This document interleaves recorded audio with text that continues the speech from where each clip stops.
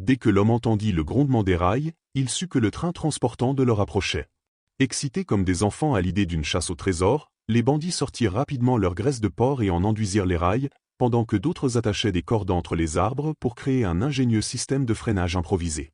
L'un des malins avait même apporté un nid de frelons, leur arme secrète qui promettait de semer un joli chaos. Le chef, ravi, donna le signal. Chacun se cacha, prêt pour l'embuscade.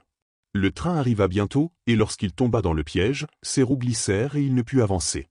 Les bandits sautèrent alors à bord, neutralisèrent les gardes et lancèrent le nid de frelons dans les wagons, provoquant un véritable tumulte parmi les soldats. Puis, avec une coordination digne d'un ballet, ils grimpèrent sur le toit, libérèrent la vapeur et coupèrent les liaisons entre les wagons. Ainsi, ils réussirent à s'emparer du wagon rempli d'or. Lorsqu'il atteignit la zone de freinage, les cordes enchevêtrées firent merveille. Le wagon s'arrêta, et les complices présents sautèrent dessus pour faire glisser les caisses d'or à l'extérieur.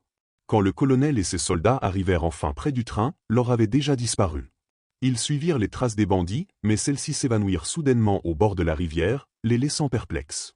En fouillant les environs, le colonel aperçut un bandit fuyant à toute vitesse sur la rive. Il monta à cheval pour le poursuivre, intrigué par le fait qu'il semblait seul. Mais au même instant, surprise.